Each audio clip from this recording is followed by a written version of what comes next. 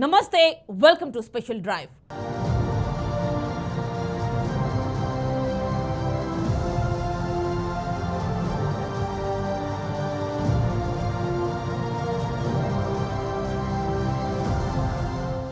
తెలంగాణ ఏర్పడిన తర్వాత తీహార్ జైలుకు వెళ్లిన తొలి రాజకీయ నాయకురాలు ఎమ్మెల్సీ కవిత అనే టాక్ వినిపిస్తోంది. కేసీఆర్ ఫ్యామిలీలోనే తొలి వ్యక్తిగా ఆమె తీహార్ జైలుకు వెళ్లారు. అవినీతికి పాల్పడిన కేసీఆర్ కుటుంబ సభ్యులకు జైలు శిక్ష తప్పదంటూ అసెంబ్లీ ఎన్నికలకు ముందు కాంగ్రెస్, బీజేపీ కామెంట్స్ చేశాయి. కానీ అవి రాజకీయ విమర్శలకే పరిమితమయ్యాయి. అయితే ఇప్పుడు ఢిల్లీ లిక్కర్ స్కామ్ లో కవితను ఈడీ అరెస్ట్ చేయడంతో ఆ ఫ్యామిలీలో అరెస్ట్ అయిన తొలి వ్యక్తిగా మాత్రమే కాక ఢిల్లీలోని తీహార్ జైలుకు వెళ్లిన ఫస్ట్ పొలిటీషియన్ అంటూ చర్చలు మొదలయ్యాయి.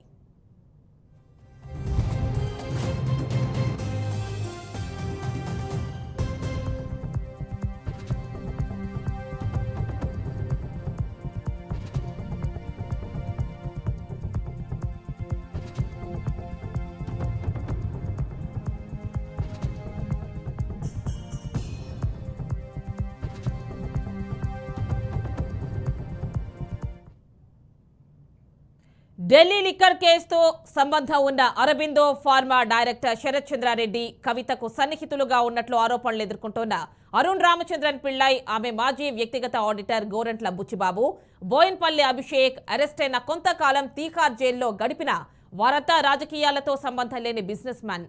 అయితే కొద్ది మంది మధ్యంతర బెయిల్ మీద, మరికొందరు రెగ్యులర్ బెయిల్ మీద విడుదలయ్యారు. ఇప్పుడు వారికి కొనసాగింపుగా కవిత వెళ్లారు.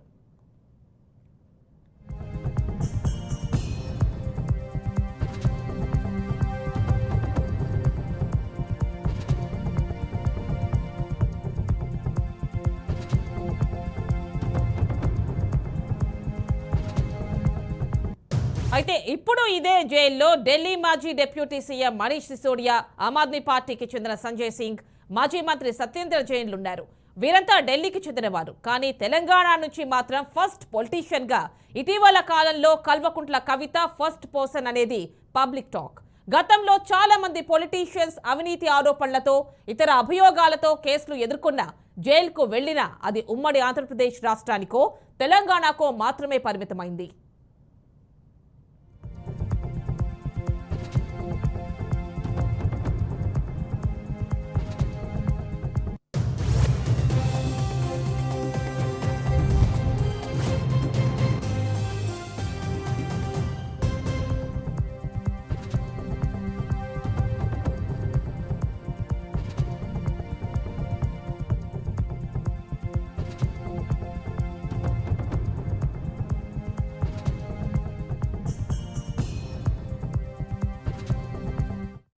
గతంలో జగన్మోహన్ రెడ్డి, రేవంత్ రెడ్డి, బండి సంజయ్, రాజకీయ చంద్రబాబు నాయకులు అరెస్ట్ అయిన తెలుగు రాష్ట్రాల్లోని జైళ్లలో మాత్రమే కొన్ని రోజులు గడిపారు. కానీ ఢిల్లీలోని తీహార్ జైలుకు వెళ్లిన వారు దాదాపుగా లేరని రాజకీయ విశ్లేషకులు చెబుతున్నారు. ఉద్యమ పార్టీగా 14 ఏళ్లుగా రాజకీయం చేసి అధికారంలో ఉన్న బీఆర్ఎస్ అధినేత కేసీఆర్ ఫ్యామిలీతో మహిళగా కవిత అరెస్ట్ కావడం, తీహార్ జైలుకు వెళ్లడం ప్రస్తుతం రాష్ట్ర రాజకీయాల్లో హాట్ టాపిక్ గా మారింది.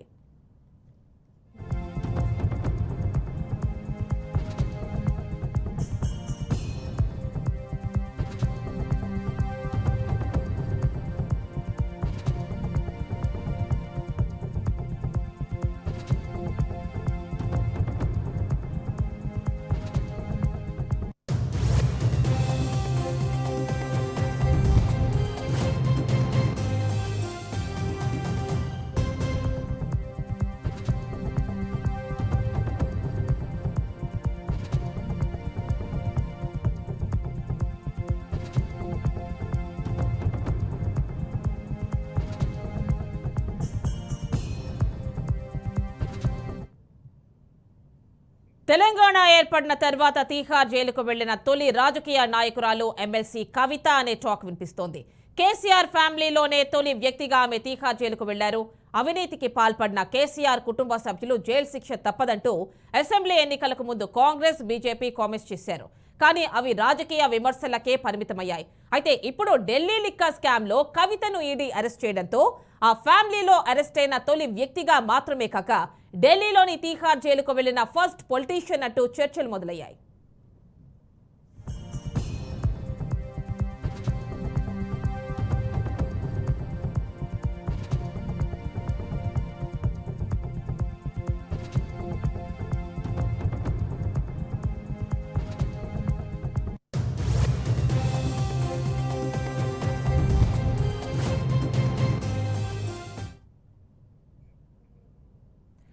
ఢిల్లీ లిక్కర్ కేసుతో సంబంధం ఉన్న అరబిందో ఫార్మా డైరెక్టర్ శరత్ చంద్రారెడ్డి కవితకు సన్నిహితంగా ఉన్నట్లు ఆరోపణలు ఎదుర్కొంటున్న అరుణ్ రామచంద్రన్ పిళ్ళై, ఆమె మాజీ వ్యక్తిగత ఆడిటర్ గోరెంట్ల బుచ్చిబాబు, బోయిన్పల్లి అభిషేక్ అరెస్ట్ అయిన కొంతకాలం తీహార్ జైల్లో గడిపిన వారంతా రాజకీయాలతో సంబంధం లేని బిజినెస్ మెన్లే. కొద్దిమంది మధ్యంతర బెయిల్ మీద, మరికొందరు రెగ్యులర్ బెయిల్ మీద విడుదలయ్యారు. ఇప్పుడు వారికి కొనసాగింపుగా కవిత వెళ్లారు.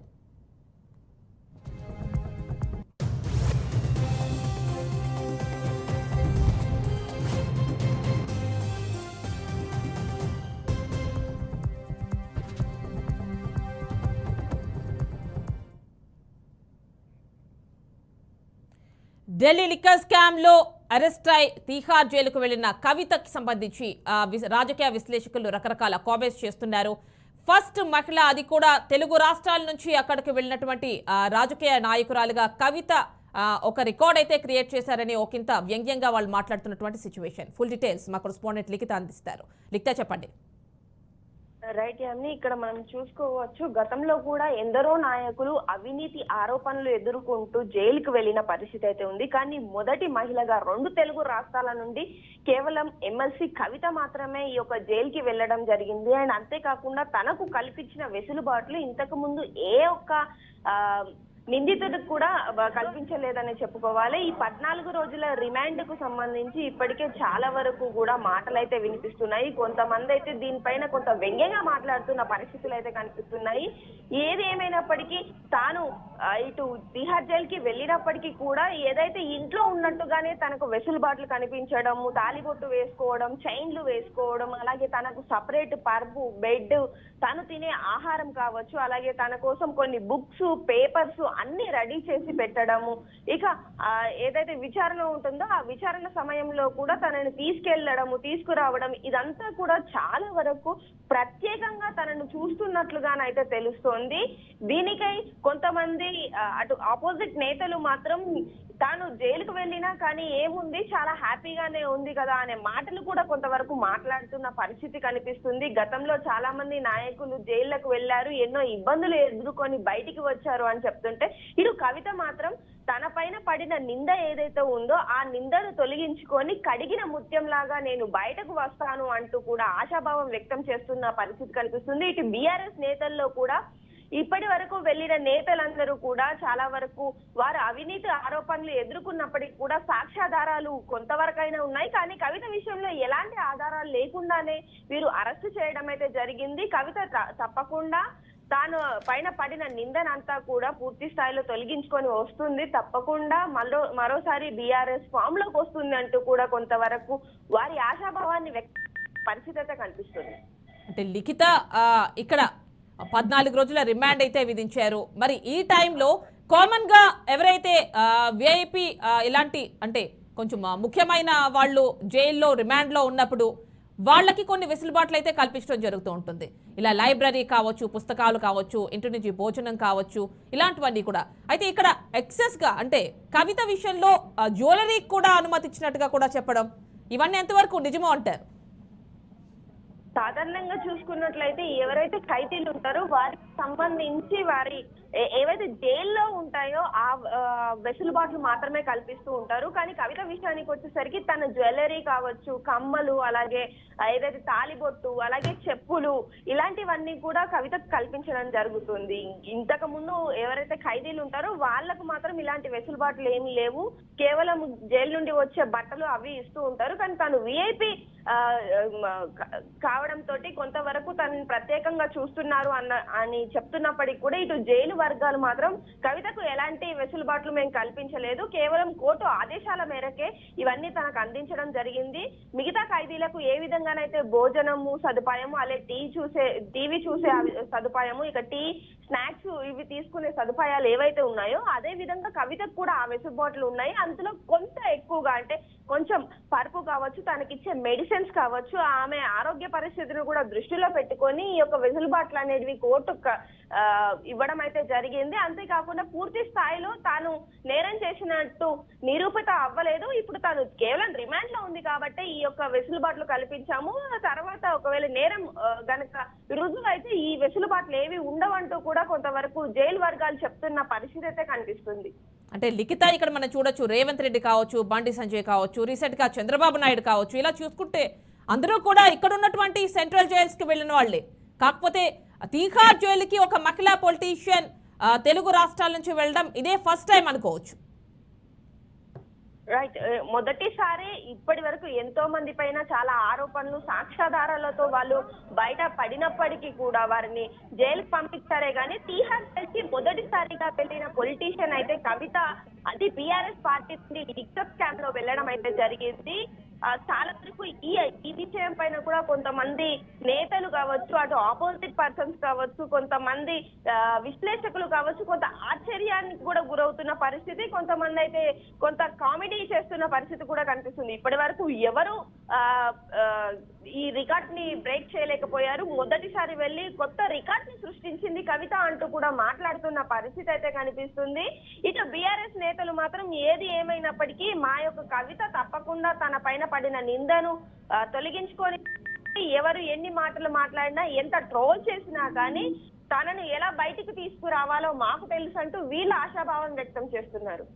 అంటే లిఖిత, ఇది కేవలం ఒక మహిళా పొలిటీషియన్ గా తెలుగు రాష్ట్రాల నుంచి తీహార్కి వెళ్ళడం ఒక్కటే కాకుండా బీఆర్ఎస్ లో కూడా వాళ్ళ ఫ్యామిలీ నుంచి మొట్టమొదటి వ్యక్తి ఈమె వెళ్ళింది అనుకోవచ్చు. రైట్, వాస్తవం అది. ఎందుకంటే ఇప్పటి వరకు కూడా కొంతవరకు ఆరోపణలు వినిపించాయే కానీ ఎవరు కూడా జైలు దాకా వెళ్ళిన పరిస్థితి అయితే లేదు. మొదటిసారి బీఆర్ఎస్ పార్టీ నుండి కేవలం ఎమ్మెల్సీ కవిత మాత్రమే వెళ్ళడం జరిగింది. గతంలో కూడా మహిళా నేతలు అరెస్ట్ కాలేదా అంటే తప్పకుండా, కాకపోతే ఇతర రాష్ట్రాల్లో అరెస్ట్ అయిన పరిస్థితి అయితే ఉంది. గతంలో జయలలిత గారు కూడా జైలుకు వెళ్ళిన పరిస్థితి అయితే ఉంది. కానీ తను కూడా నార్మల్ దాంట్లోనే ఉన్నారు. అండ్ ఆ తర్వాత తన పైన పడిన నిందను కూడా ఆమె తొలగించుకోవడం జరిగింది. ఆ తర్వాత తను కూడా కొంతవరకు ఆ యొక్క రాష్ట్రాన్ని పాలించడం కూడా జరిగింది. కేవలం ఎమ్మెల్సీ కవిత ఈసారి చూసుకున్నట్లయితే తీహార్ జైలుకు వెళ్లడంలో ఒక రికార్డ్ క్రియేట్ చేస్తే, మరోవైపు తనకు కల్పించిన వెసులుబాట్లలో కూడా చాలా వరకు ఈ రికార్డ్ అనేది క్రియేట్ చేయడం కావచ్చు. ఇప్పటి వరకు చూసుకున్నట్లయితే తనకు సంబంధించిన ఏవైతే తాను కోరిన కొన్ని వెసులుబాట్లు ఏవైతే ఉంటాయో అవి కూడా కోర్టు అంగీకరించడం అయితే ఇక్కడ చాలా వరకు ఆశ్చర్యానికి గురి చేస్తున్న పరిస్థితి అయితే ఉంది. అంటే లిఖిత, ఇక్కడ చూసుకుంటే కాంగ్రెస్ కావచ్చు, బీజేపీ కావచ్చు, ఎవరైతే కల్వకుంట్ల ఫ్యామిలీలో చేసినటువంటి అవినీతికి సంబంధించి విచారణ చేయిస్తాం, జైలుకి పంపిస్తాం, శిక్ష వేయిస్తాం అన్న కామెంట్స్ మాత్రమే వినిపించాయి. ఇక్కడ కవిత విషయంలో చూసుకుంటే ఢిల్లీ లిక్కర్ స్కామ్ లో డైరెక్ట్ గా తీహార్ జైలుకి వెళ్ళడం మనం చూస్తున్నాం. రైట్. ఏదైతే అంటే గతంలో ఇటు ఈడీ విచారణ సమయంలో కావచ్చు, కొంతవరకు తాను విచారణకు పిలిచినప్పుడు రాకపోవడము, అలాగే వారికి సరైన సమాధానం ఇవ్వకపోవడం కూడా ఈ తీహార్ జైలుకు తనని తరలించడం వెనకాల కొంతవరకు ఎవరైతే ఇంతకు ముందు అందులో తీహార్ జైల్లో ఉన్న నిందితుడు కూడా ఒక లేఖను రాయడం జరిగింది. వెల్కమ్ టు తీహార్ జైల్ అంటూ కూడా చాలా వరకు కామెంట్స్ వినిపించిన పరిస్థితి కనిపించింది. అసలు కవిత తీహార్ జైలుకి వెళ్తుంది అని ఎవరు కూడా ఊహించలేదు. కానీ అందరి అంచనాలను బ్రేక్ చేస్తూ కూడా కవిత తీహార్ జైలుకి వెళ్ళడము, అక్కడ ప్రస్తుతం తనకు రిమాండ్ ని విధించడం, ఆ రిమాండ్ లో కూడా చాలా వరకు అడిగిన ప్రశ్నలే అడుగుతున్నారు అంటూ కూడా కవిత చెప్పినప్పటికీ కూడా ఇటు ఈడీ అధికారులు మాత్రం తాము ఏవైతే ప్రశ్నలు అడగాలని ఫిక్స్ అయ్యామో, ఏవైతే తమకు రావాల్సిన సరైన సమాధానం వచ్చేంత వరకు కూడా తనను ప్రశ్నిస్తూనే ఉంటాము, తనకు సంబంధించిన వారి పైన కూడా చాలా వరకు నిఘా పెడతామంటూ కూడా ఇటు ఈడీ అధికారులు చెప్పడం అయితే జరుగుతుంది. ఇటు 10 ఏళ్లు పాలించిన బీఆర్ఎస్ పార్టీ కూడా చాలా వరకు దీని వలన ప్రజల్లో ఎక్కడ తక్కువ అయిపోతుందో అని చెప్పేసి కొంతవరకు బీఆర్ఎస్ నేతలు ఆందోళన పడుతున్నప్పటికీ కూడా కవితకు ధైర్యం ఇవ్వడానికి మాత్రం ఇటు కేటీఆర్ కావచ్చు, అటు హరీష్ రావు కావచ్చు, కేసీఆర్ కావచ్చు ఒకటే చెప్తున్నారు. ఏది ఏమైనప్పటికీ కూడా ఎవరు ఎన్ని రకాల కామెంట్స్ చేసినా కూడా తాము మరోసారి అధికారంలోకి వస్తాము, భారీ మెజారిటీతో ఇక్కడ చాలా వరకు విషయాలు జరుగుతాయని కూడా చెప్పడం జరుగుతుంది. Right Likhitha, thank you.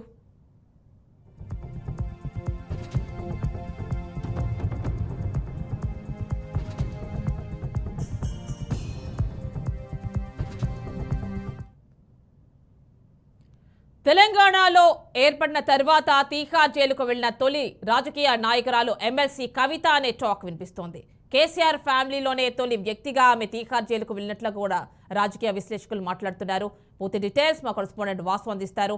Vasu, చెప్పండి, ఇక్కడ మనం చూసుకున్నట్లయితే తెలుగు రాష్ట్రాల నుంచి ఎవరు జైలుకి వెళ్ళినా ముఖ్యంగా మనం చెప్పుకోవచ్చు అప్పుడు జగన్మోహన్ రెడ్డి కావచ్చు, ఆ తర్వాత మనం చూసుకుంటే ఇప్పుడు రీసెంట్గా చంద్రబాబు నాయుడు కావచ్చు, మధ్యలో మనకి ఇంకా రకరకాలుగా రేవంత్ రెడ్డి కావచ్చు, బండి సంజయ్ కావచ్చు, ఇలాంటి వాళ్ళందరూ వెళ్ళినప్పటికీ కూడా కేవలం ఇక్కడ తెలుగు రాష్ట్రాల్లో ఉన్నటువంటి సెంట్రల్ జైలులోనే ఉన్నారు.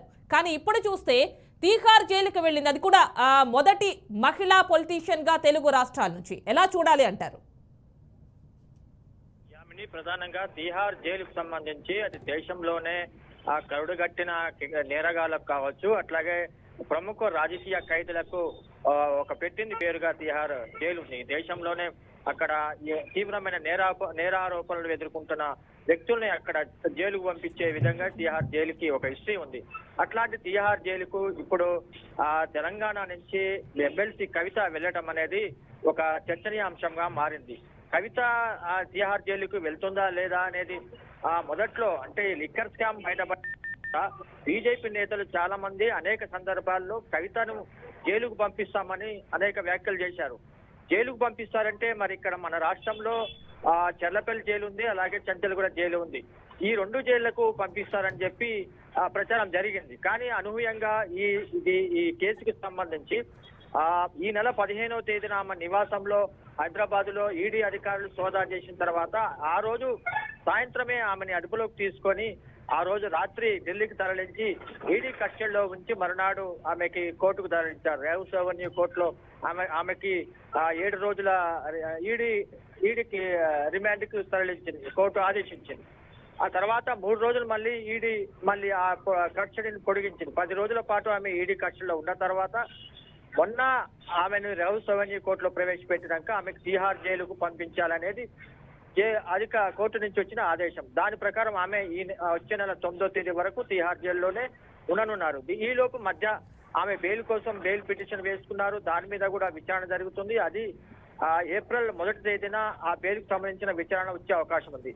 అంటే ఆ రోజు బెయిల్ వస్తే ఆమె బయటకు వస్తుంది, లేకపోతే వచ్చే నెల 9వ తేదీ వరకు ఆమె తీహార్ జైల్లోనే ఆమె గడపాల్సి ఉంటుంది. అయితే తీహార్ జైలుకు సంబంధించి ఆమె నిన్న మొదటి రోజు తీహార్ జైల్లో గడిపింది. గతంలో అంటే తీహార్ జైలుకు తరలించిన తర్వాత మీడియాలో అనేక కథనాలు వచ్చాయి. ఆమెకి మౌలిక సౌకర్యాల కల్పన కానీ, కాస్మోటిక్స్ వాడుకునేందుకు అవకాశం కానీ, లేకపోతే ఆర్నమెంట్ వాడుకునేందుకు అవకాశం కానీ, ఇట్లాంటి ఆమెకు సదుపాయాలు ఇస్తారు అని చెప్పి అంతా రాసినా కూడా ఆమె సాధారణ ఖైదీలాగే నిన్న మొదటి రోజు తీహార్ జైల్లో ఆమె గడిపారు. సాధారణ మహిళా ఖైదీలు ఉంచే బ్యారెక్ లోనే ఆమెను ఉంచినట్టుగా సమాచారం ఉంది. ఆమెను నిన్న ఎవరు కలవలేదు, ఆమె ఎవరితోనూ మాట్లాడలేదు.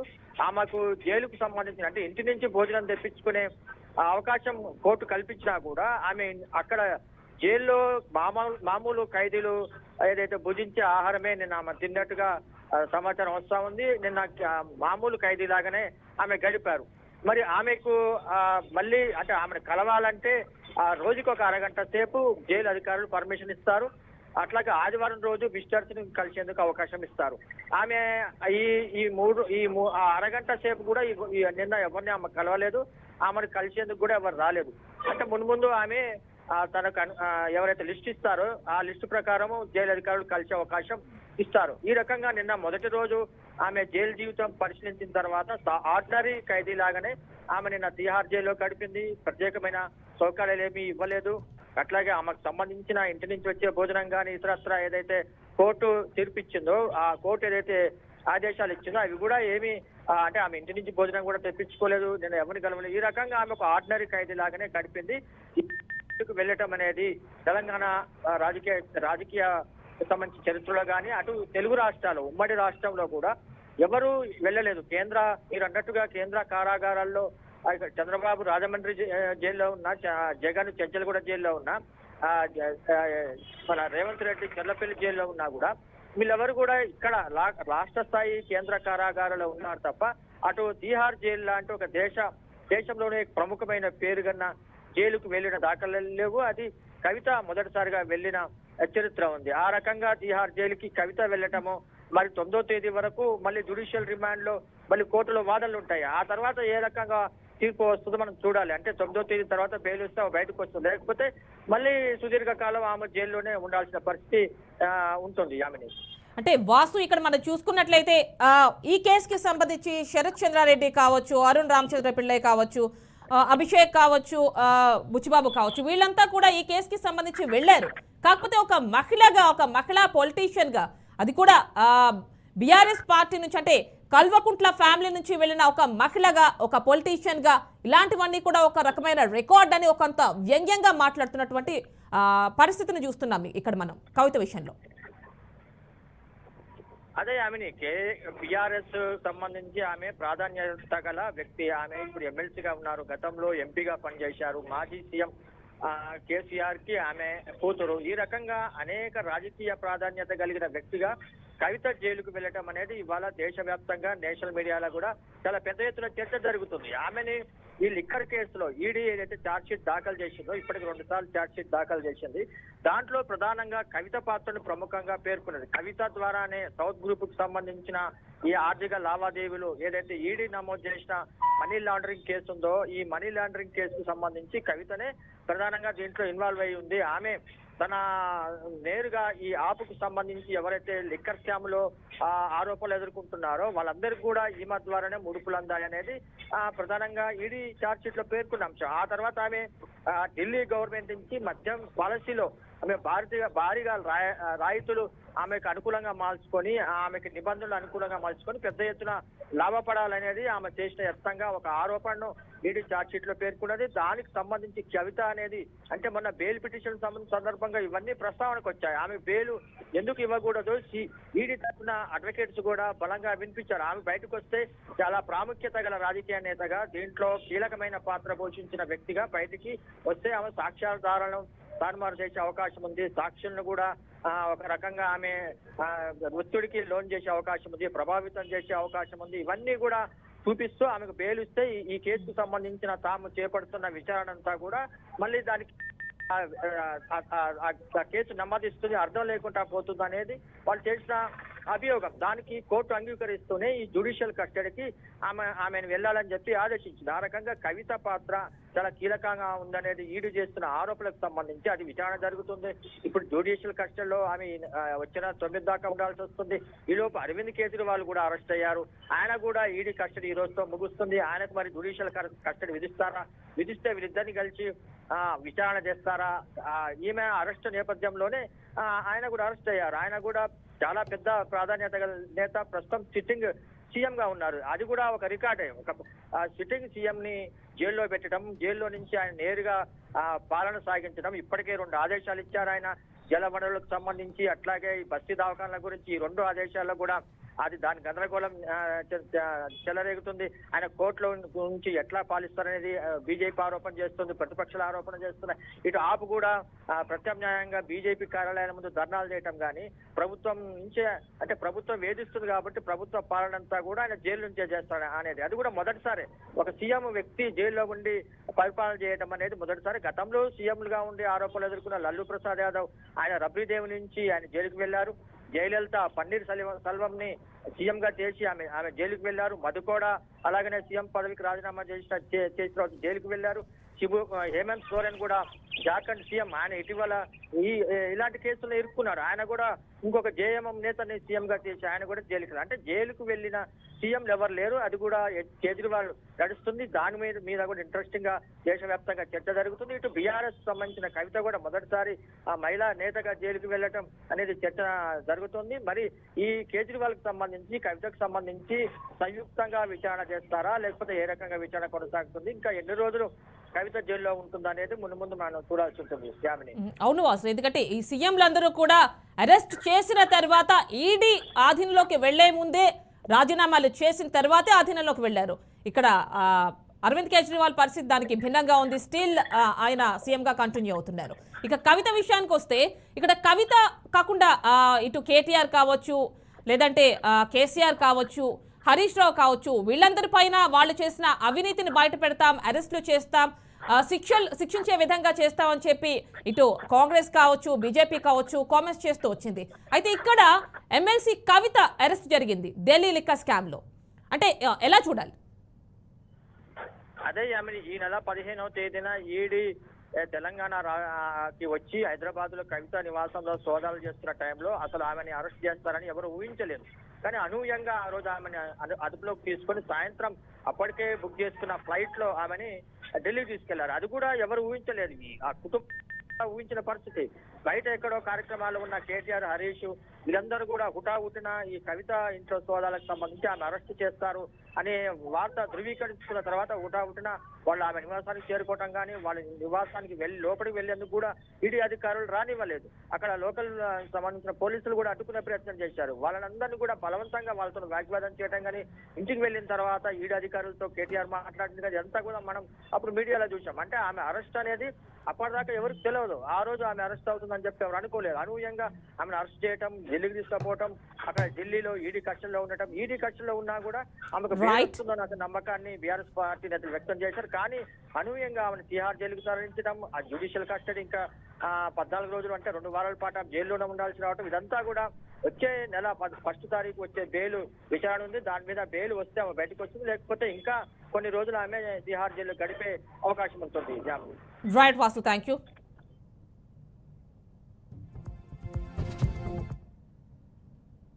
అది తెలుగు రాష్ట్రాల నుంచి మొదటిసారిగా తీహార్ జైలుకు వెళ్లిన మహిళా పొలిటీషియన్ అంటూ కవితపై రకరకాల వ్యంగ్యాస్త్రాలు సంధిస్తున్నటువంటి నేపథ్యంలో ఇది వాటి special drive. Stay tune to BRK news Telugu సత్తా.